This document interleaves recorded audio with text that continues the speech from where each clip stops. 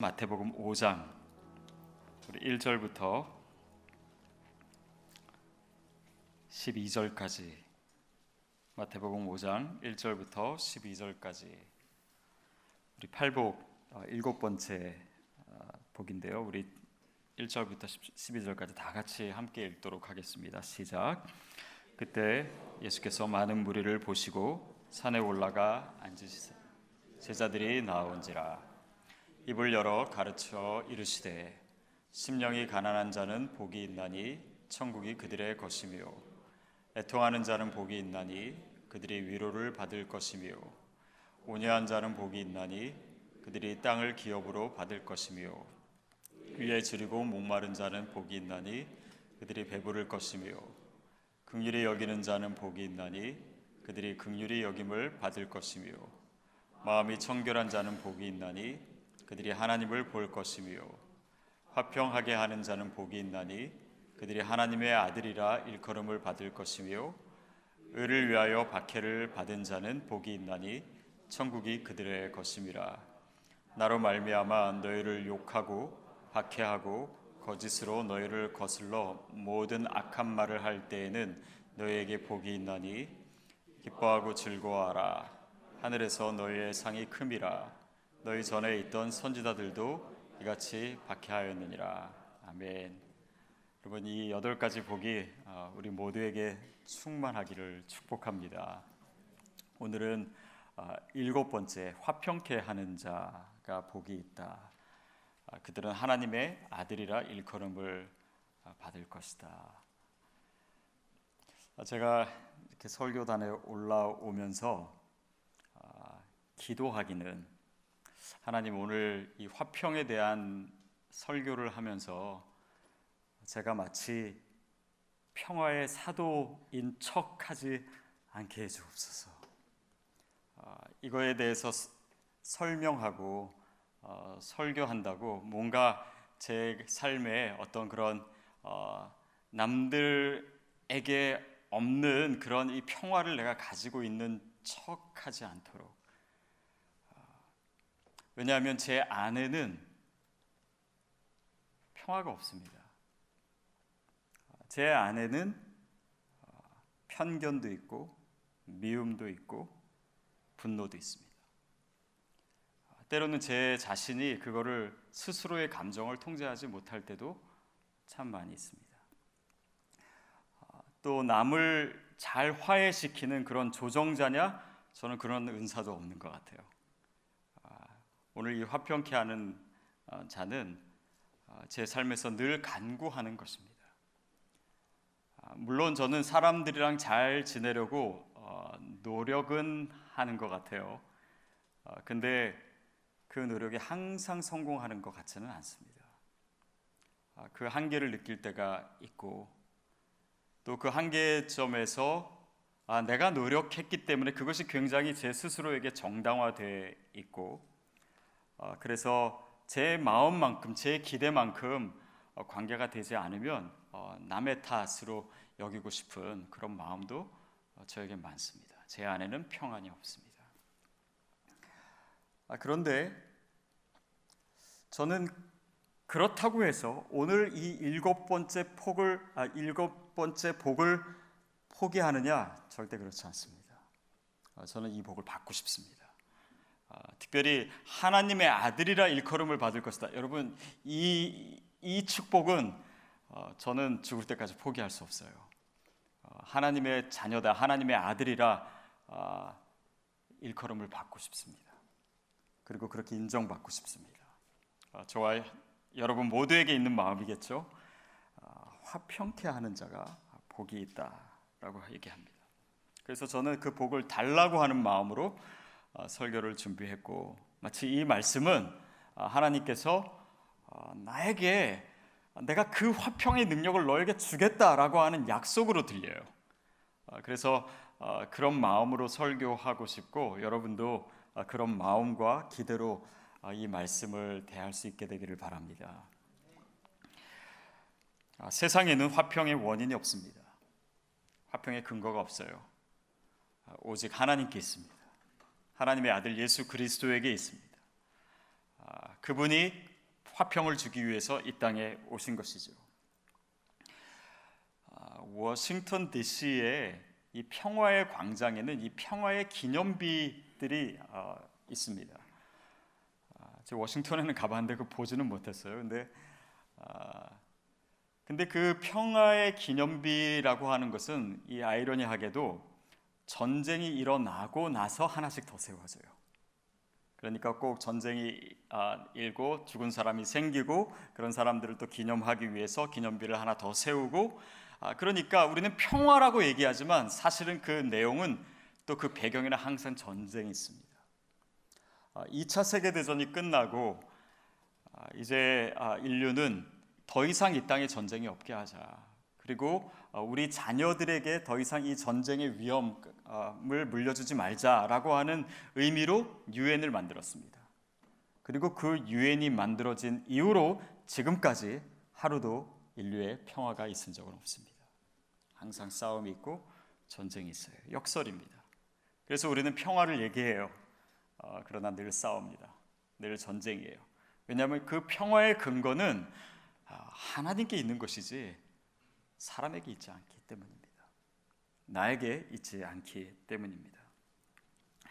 그래서 이 그리스도 안에 평화가 있다라고 하는 것, 또 그것을 인정하는 것은 나에게 평안이 없다라고 하는 것을, 나에게 평화가 없다라는 것을, 나에게 화평의 근거가, 나에게 화평의 능력이 없다라고 하는 것을 인정하는 가운데 주어지는 것입니다.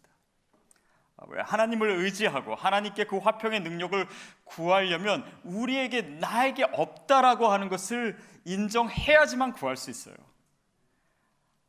그래야지 진정으로 나의 것이 아닌 하나님의 화평이 우리에게 임하기 때문입니다. 여러분, 화평은 성경 전체에 걸쳐 있는 메시지입니다. 성경에 약 400번 정도 이 화평이라고 하는 단어가 나옵니다. 샬롬, 또 에이레네, 이런 단어죠. 성경은 이 에덴 동산에서 이 화평의 역사로 시작합니다. 그런데 곧 깨어지죠. 그리고 이 화평하지 못한 역사는 이스라엘 역사 내내 지속되고 신약에도 마찬가지입니다. 지금까지도 마찬가지예요. 또 성경의 끝은 뭡니까? 마라나타, 주 예수여 어서 오시옵소서. 왜? 이 땅에 지금 화평이 없으니까, 이 땅에 문제가 많으니까 화평에 대한 간구와 기다림으로 성경이 끝나요. 그러니까 이 성경 전체의 메시지라고도 할 수 있고, 또 우리 인류가, 또 인간의 역사가 해결하지 못하는 그런 문제입니다. 보십시오. 이 인간의 죄가요, 하나님과의 평화를 깨뜨립니다. 그렇죠? 하나님으로부터 멀어져요. 그리고 인간의 죄로 인해서 인간과 인간 사이가 깨어진 것입니다. 인간과 인간 사이에 화평이 깨어진 것이에요. 인간과 피조물과의 관계가 깨어진 것이죠. 그래서 요즘 한창 생명신학이다, 환경신학이다, 이런 얘기를 많이 하는 것은 크리스찬으로서 이 깨어진 피조물과의 관계를 회복해야 되는 그것을 얘기하고 있습니다. 그 평화가 없는 세상에 하나님께서 그 아들 예수 그리스도를 평화의 왕으로 보내신 것입니다. 자, 그분이 우리에게 오셨습니다. 그분이 우리에게 오셔서 우리를 하나님과 화해시키시고, 그분은 십자가에 죽으시고 부활하시고 승천하셨습니다. 그분이 이 땅에 오셨다 가신 이유는 또한 무엇일까요? 우리에게 화평의 사명을 맡겨주신 것입니다. 그러니까 저는 오늘 본문이 이 축복을 얘기하는, 이 화평케 하는 자가 되라라고 하는 것은 하나님께서 오늘 저와 여러분에게 화평의 능력을 주시겠다라고 하는 약속이에요. 여러분, 그 능력 받고 싶습니까? 여러분이 받고 싶은 만큼, 그거에 대해서 목말라 하는 만큼, 또 우리에게 없음을 인정하는 만큼 하나님께서 주실 줄로 믿습니다. 화평케 하는 자는 복이 있다. 여러분, 이 평화 없이, 화평 없이 인간이 행복할 수 없습니다.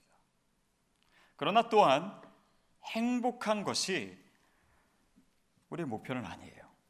그렇죠? 행복해야 되고 또 복이 임해야 되겠지만, 이 복 자체가 우리가 생각하는 기준에 그냥 행복하고 만족하고 그런 것은 아닙니다. 이것을 좀 도와주는 이 성경의 이야기가, 특별히 이제 예레미야 시대에 이 거짓 선지자들이 사실은 이 그 유대의 역사가 이제 곧 바벨론에게 망하고 다 끌려가고 포로로 끌려가는 그런 상황 바로 코앞에 있는데, 이 거짓 선지자는 뭐를 외칩니까? 평강을 외쳐요. 화평을 외칩니다. 거짓 평화예요. 사람의 이 귀에 들리기 좋게 하는 평화입니다. 사람들에게 인기를 얻기 위한 화평의 메시지입니다. 그리고 그들이 어떤 이 핍박을 안 받고 포로로 끌려가지 않고 뭐 그런 것이 행복이고 목적인 거로 얘기했지만, 사실 하나님의 평강은 그들이 안일하게 그렇게 머무는 것 자체가 하나님의 기준에 있어서 평화는 아니었습니다. 평화에 대한 기준과 기대가 잘못되어 있는 한 평화는 우리의 것이 되지 못합니다.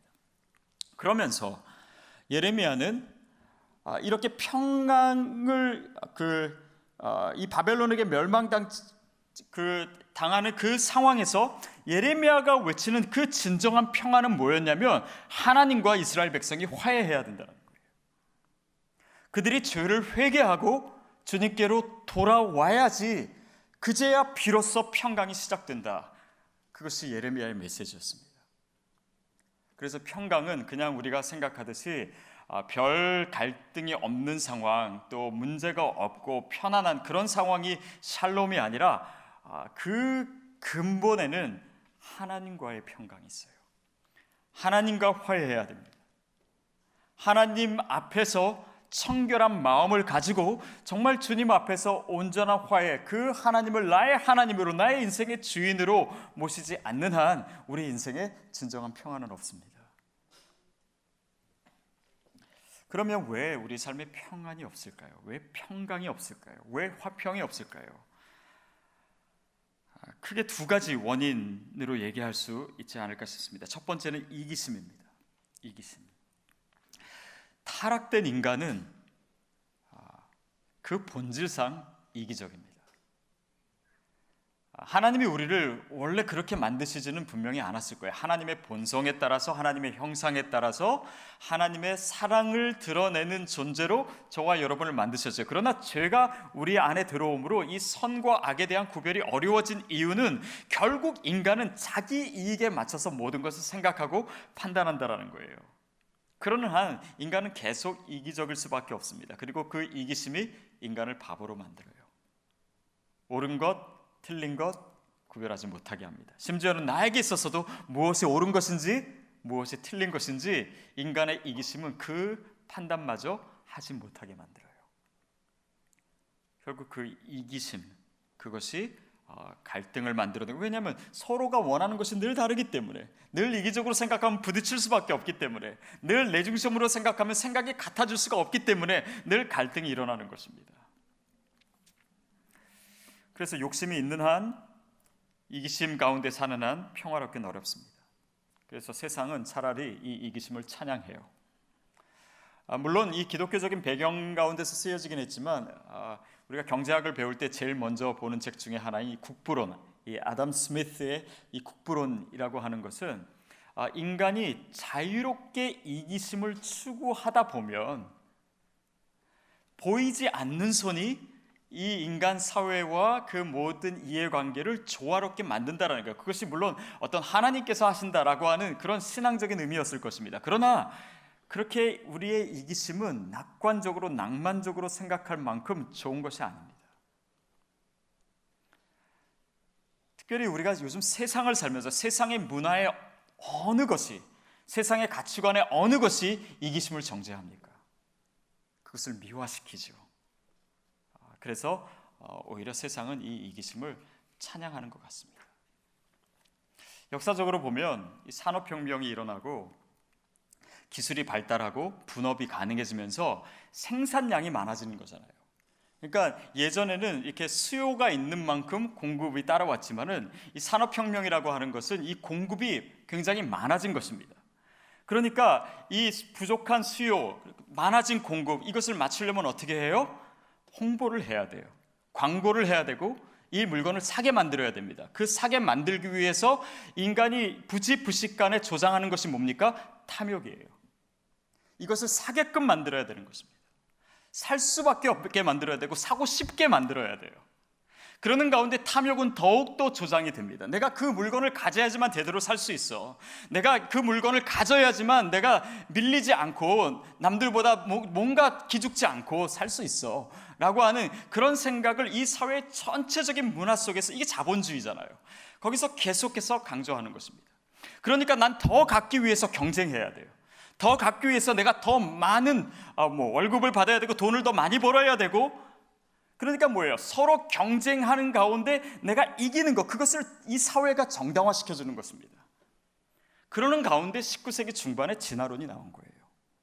진화론이 뭡니까? 경쟁에서 적자 생존해가지고 내가 이 경쟁에서 살아남는 것을 이 사회적으로 정당화시켜주는 이론이잖아요. 보십시오, 이기심입니다. 세상이 그 이기심의 위험을 잘 알지 못해요. 성경이 그것에 대해서 오늘 우리에게 얘기해주고 있습니다. 결국 그 이기심이라는 것이 개인과 개인의 관계를 깨뜨리고 집단과 집단과의 관계를 깨뜨리고 결국은 화평을 무너뜨리는 그 죄된 습성의 본성에는 나밖에 모르는 이기심이 있는 것입니다.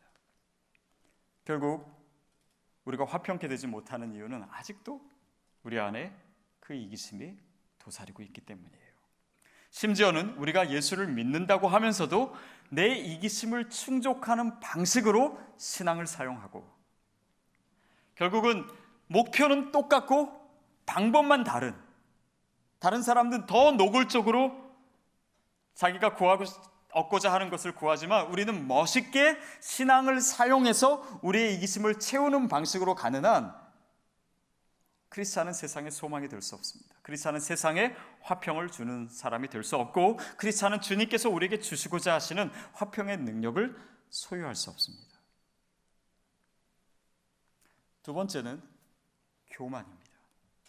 이 이기심으로 인해서 이 적자 생존의 경쟁에서 늘 살아남는 것뿐만 아니라 남을 누르고 그러는 마음 가운데 이 애써 내가 이겼던 졌던 간에 이 내 마음 속에서 늘 이 우리를 교만하게 만들어요.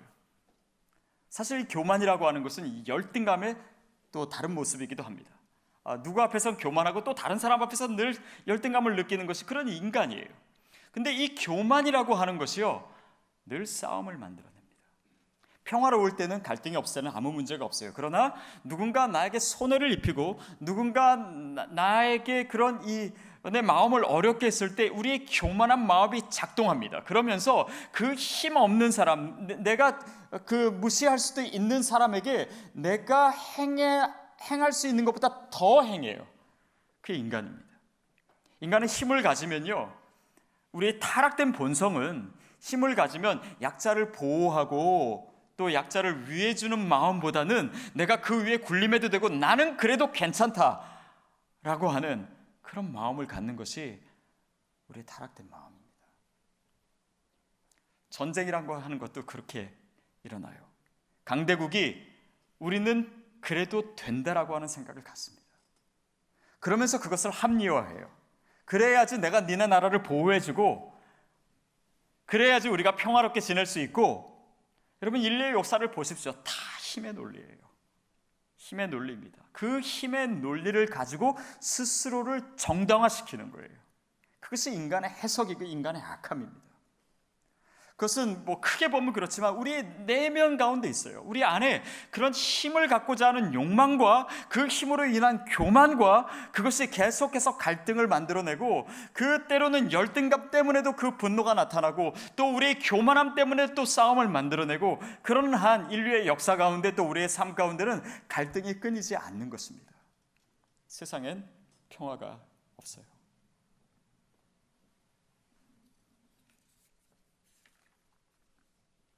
진정한 화평은 오직 예수 그리스도 안에 있습니다. 평화의 왕으로 오셨어요. 평화를 가르쳐 주시기 위해서 오셨습니다. 평화를 주시기 위해서 오셨어요. 평화의 능력을 저와 여러분에게 주시기 위해서 오셨습니다. 우리가 화목해 하는 자로 부름을 받았다라고 하는 것이 바로 그 내용이에요. 예수 그리스도 안에, 그 십자가 안에 이기심이 들어설 구석이 없습니다. 우리가 이 타락된 본성이 예수 그리스도를 만나면서 이 본성이 드러나는 게 뭡니까? 우리의 죄인됨을 고백하는 거예요. 나는 끊임없이 이기적일 수밖에 없는 우리의 인간을, 그리고 내가 그래서 저질러온 이 많은 죄악을 주님 앞에, 이제는 주님이 나를 회복하시고 그 원래 우리의 모습, 하나님의 기대, 나를 창조하신 목적, 그 안에서, 복음 안에서 내가 새롭게 발견됐을 때 죄가 아니라고 여겨졌던 것들이 죄로 여겨지기 시작하는 거예요. 그래서 회개가 일어나는 것입니다. 이 세상의 문화와 가치관 가운데는 결코 죄가 아니었고 우리에게 죄책감을 주지 않았던 것들이 복음 안에서 그 먼지들이 드러나는 것이에요. 복음 안에 우리의 타락한 이기심이 폭로되는 것입니다. 그래서 회개예요. 내가 나를 위해서, 내 이익을 위해서, 나의 탐심을 위해서, 나의 힘을 위해서 살지 않겠다. 오직 예수 그리스도를 위해서 살고 그 그리스도의 방법대로 그 하나님의 사랑으로 살겠다라고 돌이키는 것, 그것이 메타노이아, 회개입니다. 복음 안에 우월감이 들어설 구석이 없습니다. 교만이 드러날 수가 없어요. 십자가 앞에서 우리 모두 다 죄인이거든요. 십자가 앞에서 내가 남보다 더 낫다라고 얘기할 것이 없거든요. 십자가 앞에서 우리에게 허락하신 이 모든 것이 주님의 은혜라고 하는 것을 고백할 수밖에 없거든요. 근데 어떻게 교만할 수가 있겠습니까? 그러니까 이 복음이 우리 안에서 살아 움직이면 움직일수록 이 교만으로부터 우리가 벗어날 수 있는 것이고, 이 복음은 그저 내가 천국에 어떤 들어갈 수 있는 입장권을 따놓은 것이고, 장롱 속에 묻어두면 묻어둘수록 우리는 이 타락된 본성이 다시 내 안에서 깨어나는 것을, 또 그것을 의식하지도 못한 채 살아가게 되는 것이죠. 여러분, 우리 예수 그리스도의 십자가 앞에서 우리 더 겸손합시다. 자랑할 것은 뭐가 있겠습니까? 오직 자랑할 것이란 나의 약함을 자랑하노라라고 했던 사도 바울처럼 주님의 은혜만 더 높이고 주님을 찬양하고, 이 크리스마스 시즌에 주님을 높이고 경배하면 경배할수록 주님의 은혜가 내 삶에 얼마나 큰 것인지, 얼마나 위대한 것인지 우리가 더 깊이 깨달을수록 우리 영혼에서 찬양이 나는 거죠. 왕이 나섰다라고 선포할 수 있는 것이죠. 진정으로 우리의 심령에서 그 은혜에 대한 감격 없이 우리가 어떻게 크리스마스를 노래할 수 있겠습니까? 그 복음이 내 안에서 살아 역사하셔서 나의 죄인됨을 다시 한번 날마다 십자가 앞에서 나는 죽고 주님의 이름을 높이는 그 찬양 가운데 우리의 기쁨이, 우리 안에 있는 평안이 더 견고하게 세워지는 것이지, 그렇지 않고 이 복음 없이, 십자가 없이 어떻게 우리가 찬양을 얘기할 수 있고 은혜를 얘기할 수 있고 어떻게 겸손을 얘기할 수 있겠습니까?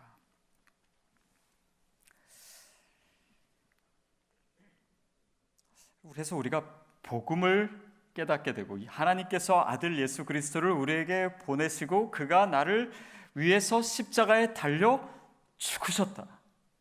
그가 우리를 하나님과 화목케 하시려고 십자가에서 죽으셨다. 나를 위해서. 그분이 죽으심으로 나와 하나님과 화해되었다라고 하는 것은 오늘 우리가 화평의 사람으로 살아가는 데 있어서 어떻게 살아야 될지를 가장 정확하게 얘기하고 있는 것입니다.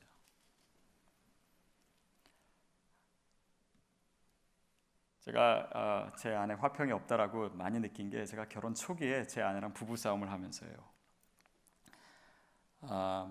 제가 제 아내보다 나이가 7살 많습니다. 그래서 어느 성도님이, 목사님 너무 하시네요 막 그러시더라고요. 그러니까 저는 제 아내를 늘 제일 어리게만 봤어요. 그래서 부부싸움을 해도 부부싸움이 아니라 선생님이 학생한테 얘기하듯이, 또 설교하듯이 그렇게 얘기를 하고, 제 아내가 그래도 착해가지고 잘 들었습니다. 잘 듣고, 뭐 제가 한참 얘기하면 울고 뭐 그러다가 어느 순간부터 말을 하기 시작하더라고요. 한 번 말을 하기 시작하니까 그 다음부터 입장이 완전히 바뀌게 되는 것입니다. 저희는 문제가 있으면 제 아내가 얘기해요. 제가 듣습니다.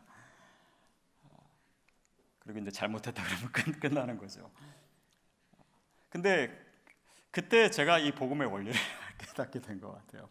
뭡니까? 화평을 위해서는 내가 살아있으면 안 되겠더라고요. 내가 죽어야 화평이 이루어집니다. 끝까지 저도 논리가 있는 사람이에요. 얘기할 게 있습니다. 그렇지만 다 얘기하면 할수록 관계는 더 어려워지는 것이죠. 화평이라고 하는 것은 무엇입니까? 평화라고 하는 것은 어떻게 우리에게 주어지는 것입니까? 우리가 복음에서 보듯이 예수님의 희생을 통해서 주어져요. 예수님의 죽음을 통해서 주어집니다. 자기 죽음 없이 세상 어디에 희망이 있고 세상 어디에 화평이 있겠습니까?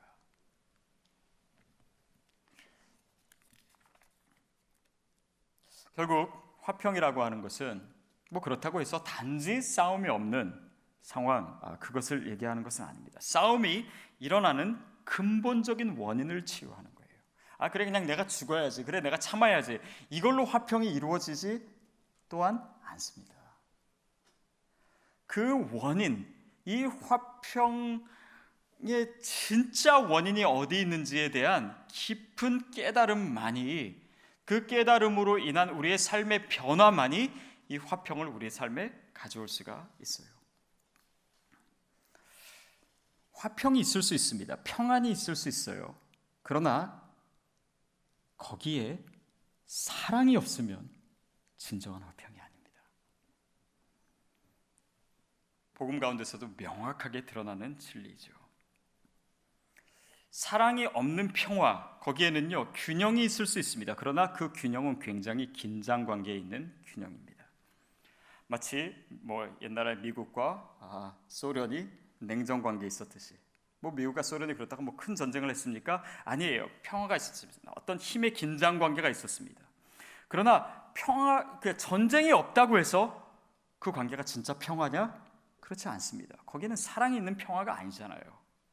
오히려 그 냉전이 지속될수록 더 위험한 균형 상태가 유지되고 있는 것입니다. 게다가 이 사랑 없는 평화는요 무관심의 심화로 변질되기가 쉽습니다. 서로 부부 가운데 관심이 없고 사랑이 없으면요 싸움 안 할 수 있습니다. 서로 무관심하면 더 이상 전쟁 안 해도 됩니다. 그래서 사랑 없는 평화보다 평화 없는 사랑이 낫습니다. 무슨 말씀인지 아시겠죠? 차라리 싸우는 게 낫다라는 거예요. 사랑이 없이 평화만 유지한다, 그것은 오히려 더 위험한 것입니다. 어떤 분은 이제 뭐 교회 생활하면서 사람들한테 치이기도 하고 상처도 받고, 그래서 이제는 교회 생활해도 난 주일에 가서 예배만 드리고 온다, 순생활 전혀 안 한다, 사람이랑 얽히지 않는다 라고 진짜 결단을 하시는 분이 있어요. 여러분, 짧은 인생 그것이 답이 아닌 것 같습니다. 잠언 14장에 보면은 소가 없으면 구유는 깨끗하려니와 소의 힘에서 많은 것을 얻느니라. 사람이랑 얽히지 않으면요 편안할 수 있습니다. 그냥 뭐 혼자 뭐 편안하게 갈등도 없고 싸울 일도 없고 시기할 일도 없고 그냥 뭐 남에 대해서 뭐 이렇게 얘기할 일도 없고 그냥 편안하게 지내고자 하면은 그렇게 살 수 있습니다. 그런데 그것이 우리의 삶의 진면목은 아니에요. 아이들 키우다 보면 집안이 맨날 시끄럽고 어지르고 막 정신 없을 때가 많습니다. 근데 그거보다 더 나쁜 상황이 뭔지 아세요? 이상하게 아무 소리도 안 들릴 때, 그때는 분명히 무슨 사고 친 겁니다. 아이들 키우는 부모들은 알죠. 그래서 오늘 우리의 삶에 있어서 그냥 평화, 화평, 아무것도 없는 상황, 그렇기 때문에 나는 이 관계 속으로 들어가지 않다라고 하는 그 소극적인 자세는요 평화 유지군 같지만 사실은 갈등을 더 조장하는 것입니다. 그 사람은 이 상황이나 관계나 그 어려움을 대면하지 않아요. 오히려 더 이기적인 것입니다. 그렇죠? 그 가운데로 들어가서 나도 깎이고 또 그 가운데서 관계를 배우고 사랑을 배우고, 우리가 사랑을 배운다라는 것, 이 평화의 사람이 되어간다라고 하는 것은 관계 속에서도 배우는 것이지 진공 상태에서 배우는 것이 아닙니다.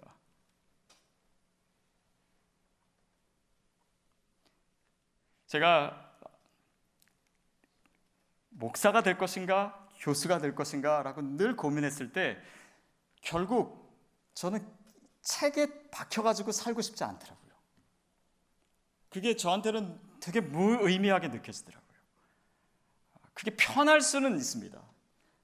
또 교수로 하면 방학도 있고 또 집에서 보내는 시간도 더 많을 수 있고 제가 좋아하는 책 얼마든지 읽을 수 있고 좋을 것 같아요. 저한테도 잘 맞을 것 같아요. 그런데 한 번 사는 인생을 그렇게 살고 싶지는 않았어요. 여러분 여기 교수님 계시다면 죄송합니다. 근데 부딪히면서 때로는 속 썩고 또 교회에 크고 작은 일이 늘 있지요. 그것 때문에 갈등도 있고 어려움도 있지만 사람들 틈 속에서 살아야 되는 것이 한 번 사는 인생에 있어서는 훨씬 더 가치 있게 여겨지더라고요.